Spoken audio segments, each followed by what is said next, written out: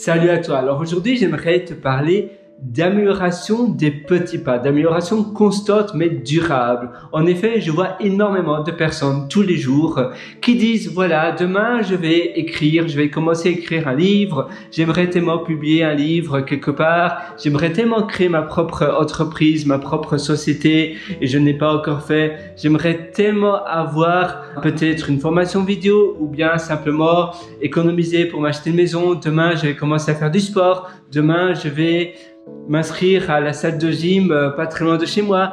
Demain, je vais commencer à voyager. J'aimerais faire un tour du monde. J'aimerais aller en Antarctique. Je vois tellement de personnes qui disent demain, demain, demain. Et finalement, demain n'arrive jamais. Ils trouvent que voilà, il y a toujours des choses qui viennent chambouler leur plan. Ils ont jamais assez d'argent. Ils ont jamais suffisamment, ils ont jamais un coussin d'argent, d'épargne qu'ils ont économisé pour pouvoir commencer leur rêve. Et parfois, c'est simplement d'autres problèmes, un manque de temps, c'est pas le bon moment de changer de boulot, ils ont une famille et finalement, ils commencent jamais leur nouveau projet. Les journées, c'est vrai qu'elles sont courtes, mais les journées, eh bien, c'est 24 heures qui, une fois que la journée est passée, ces 24 heures, elles sont parties à tout jamais de notre vie. Et c'est pour cela que c'est très important de démarrer les projets que l'on veut réaliser dès maintenant. Hier encore, j'entendais quelqu'un, un ami de mon espace de coworking qui me disait voilà, ça fait depuis 3 ans que je voulais faire un volontariat au Kenya. Et en effet, le Kenya, ça doit être un pays fantastique pour faire du volontariat avec les éléphants, faire un safari. Et cette personne-là me disait finalement, je n'ai toujours pas fait. Je lui ai dit mais comment ça se fait?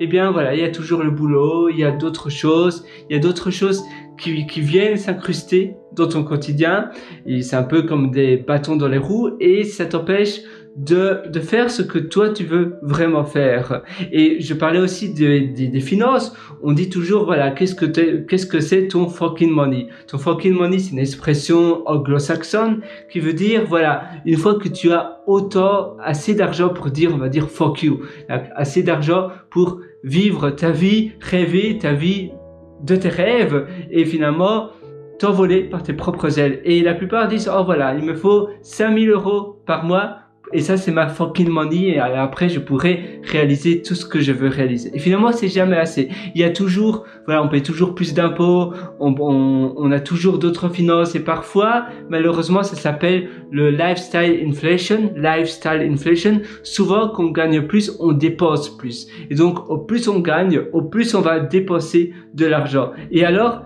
c'est jamais assez parce que on gagne peut-être 3000 €, mais on va dépenser peut-être 2000 déjà dans plein d'autres dépenses et on a seulement 1000 € d'économie. Et c'est jamais assez. Finalement, le lifestyle inflation, ça veut dire que très souvent, au plus on gagne, au plus on a tendance à dépenser parce qu'on se dit, ben voilà, j'ai assez d'argent, je mérite maintenant de dépenser, mais alors on peut jamais finalement avoir notre fucking money et peut-être faire une mini-retraite.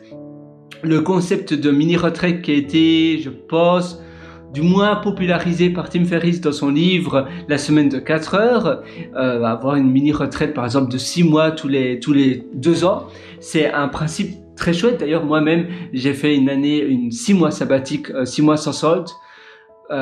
Tu sais, tu peux rester employé, tu restes dans ta société, tu es toujours employé par la société, mais tu dois plus travailler. Ma société continue à me payer un peu parce que je devais toujours vérifier des choses, mais en gros je ne travaillais plus pendant 6 mois et je pouvais voyager, même si tu reçois 300 € par mois pour simplement pas grand chose. Tu as une économie, tu as économisé peut-être pendant 2 ans, pendant 3 ans. Parfois c'est légal, parfois c'est le pays. Moi c'était la société qui proposait cela après 2 ans d'ancienneté, ce qui est génial. Après c'était 3 ans.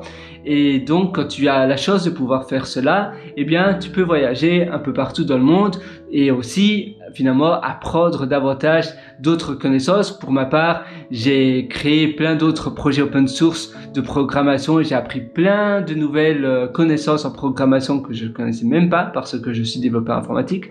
Et ça m'a permis aussi de faire cela tout en voyageant partout dans le monde. C'était une expérience incroyable et j'étais aussi à Lanzarote pendant 3 semaines. J'ai acheté des fruits et des légumes. Je me souvenais c'est un chouette souvenir. Je prenais le bus. Le bus coûtait pas très cher. Donc à Lanzarote, j'allais à la grande ville, à la capitale. D'ailleurs, j'ai oublié le nom, comment ça s'appelait, mais c'était chouette. Et je prenais souvent le bus, j'allais me baigner aussi de temps en temps, j'écoutais pas mal de podcasts, j'apprenais l'espagnol. C'était assez chouette. Et peut-être que toi, justement, ton fucking money, c'est ça, ou peut-être ton rêve, c'est ça. Mais alors, tu dois directement le faire. Tu dois dire, voilà, il n'y a pas finalement de bon moment où, à certains moments, tu as assez d'argent, tu dois te lancer. Peut-être que ça sera un peu serré, mais sinon, tu le feras jamais. Et mieux vaut le faire maintenant, tu sais jamais ce qui peut t'arriver dans 3 semaines, dans 1 an, dans 1 mois. Peut-être que tu seras encore plus occupé. Tu te dis souvent, mais non, mais après, ça ira mieux. On pense cela, on voudrait, mais c'est pas nécessairement le cas et c'est finalement rarement le cas. Donc, il faut foncer maintenant, tout de suite, dans les réalisations que toi, tu veux faire, dans les choses que tu veux enfin accomplir dans ta vie. Parce qu'en effet, la vie, elle avance très vite et très souvent, on se dit, mais après, j'aurai plus de temps. Après, ça ira mieux. Un peu comme pour le travail. Tu te dis, mais oui, mais si vous me laissez 3 jours, eh bien, ça sera fait, ça c'est sûr. Et finalement, tu te rends compte que ça prend toujours plus de temps que prévu. Et même après 3 jours, tu es liquidé, tu n'as pas beaucoup dormi, tu as des cernes en dessous des yeux et tu n'as même pas encore terminé le projet que tu devais rendre. Donc non, il faut simplement se dire, bah voilà, j'ai pas su faire. De toute façon, c'est pas la fin du monde. Il y a personne qui va mourir si c'est pas réalisé. Simplement, c'est embêtant pour mon travail, pour ma société, mais je n'y peux rien. Parfois, il y a des contraintes et finalement, on a tous 24 heures dans une journée et finalement, j'ai été employé peut-être pour travailler de 9h à 17h ou 18h.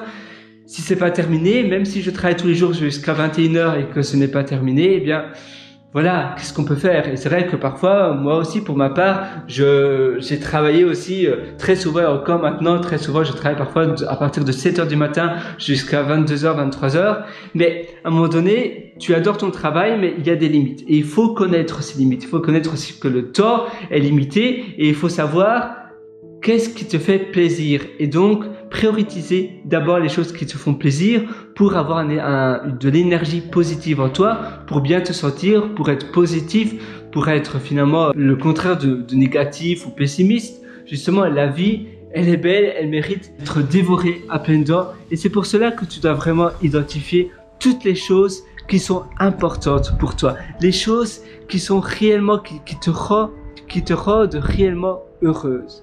Les choses qui te rendent heureuse, ça veut dire, par exemple, si tu adores le jardinage. Moi, j'adore, par exemple, les randonnées. Et souvent, je vais randonner en Nouvelle-Zélande. Je vais souvent en Nouvelle-Zélande pour faire pas mal de randonnées. J'aimerais très bientôt, j'aimerais aller en Nouvelle-Calédonie pour faire d'autres randonnées. Je suis sûr que ça va être fantastique. Et c'est important que tu mettes en priorité les projets qui te sont vraiment chers, même si parfois, d'accord, il faut faire des sacrifices ailleurs, mais qu'est-ce qui est le top numéro 1, la priorité numéro 1 dans ta vie? Et une fois que tu identifies ta priorité numéro 1 dans ta vie, ainsi tu peux mieux déléguer le reste. Tu te dis, de toute façon, voilà, je vais pas faire cela. Je voulais aussi faire ce projet-là, mais je le fais pas. Mais ça va, I'm fine. Je suis bien avec cela parce que c'était pas ma priorité numéro 1. Et si ce n'est pas ta priorité numéro 1, alors ça va. Mais rien qu'en ayant un système de priorité, tu te dis, voilà. D'accord, moi, ma priorité numéro 1, c'est aller peut-être faire un volontariat au Kenya, comme l'exemple que je te disais. Eh bien, tout le reste passe après. Et c'est d'abord ça, je passe 1 heure de chaque jour pendant une semaine pour organiser mon safari au Kenya. Je prends 3 semaines de vacances, même si j'ai d'autres choses à faire, même s'il y a d'autres choses importantes. Je me suis dit que ça, c'était ma priorité numéro 1. Tout le reste passe après.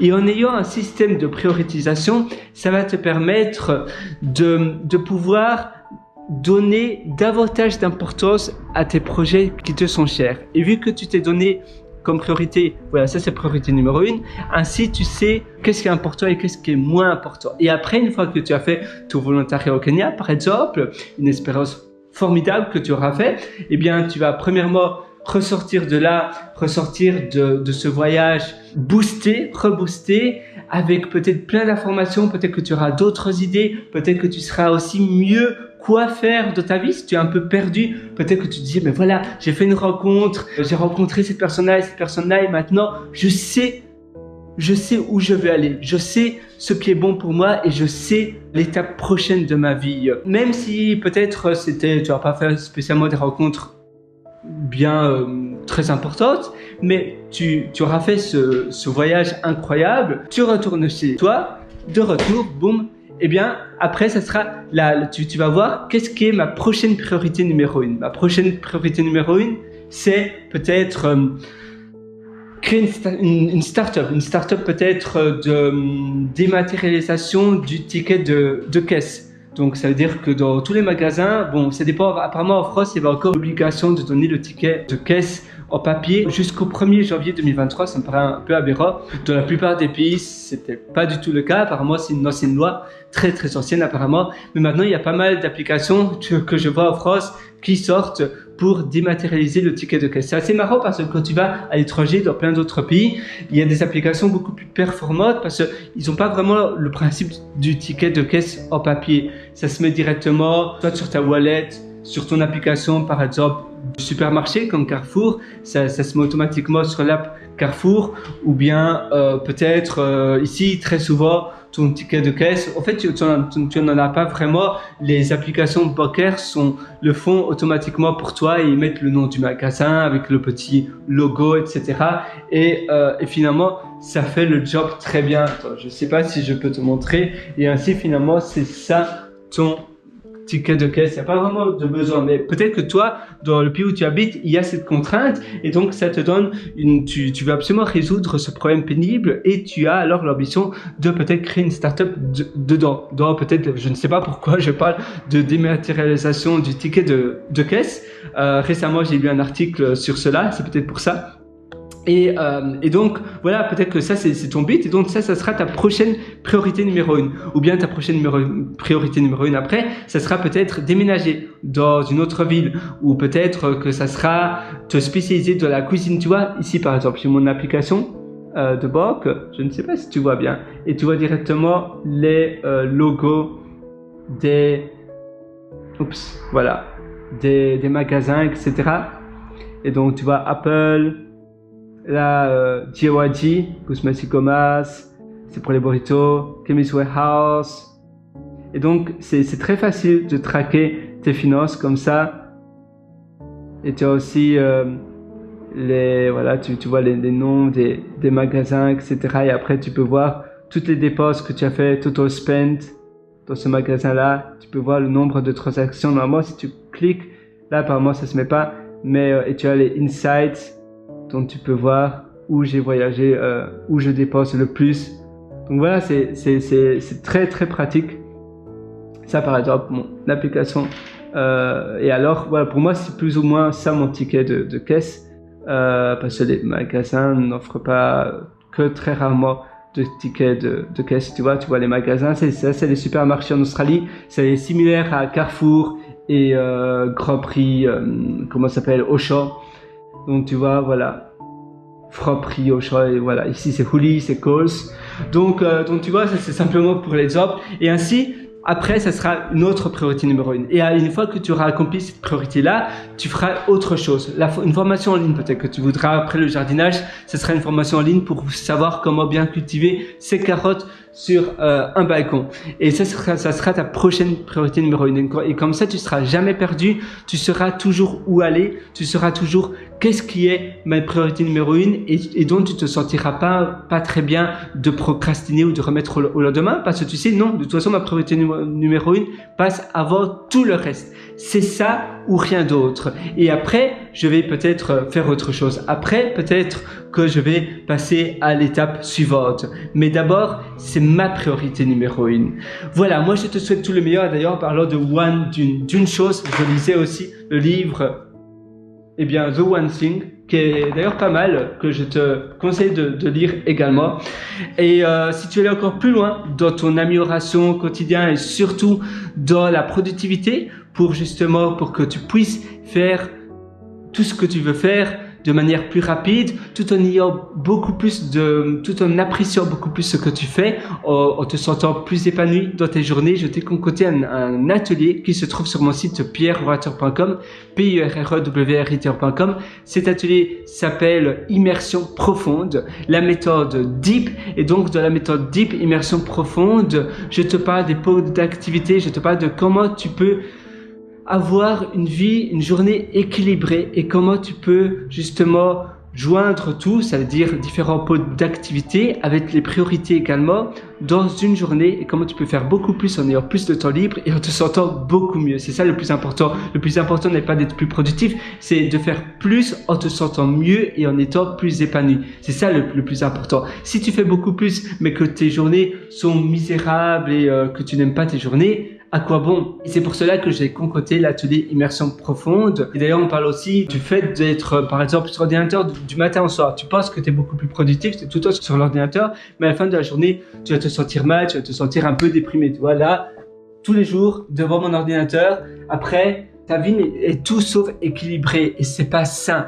Il faut que tu fasses un débroussaillage dans ton quotidien pour avoir des pauses, pour aussi avoir des pôles d'activité sociale où tu vois un peu plus de monde, des exercices physiques, exercices mentaux, des exercices de vide, de creux où tu vas peut-être simplement réfléchir, méditer, un peu aller marcher. Et donc ça se trouve sur pierrewriter.com, cet atelier très complet d'ailleurs.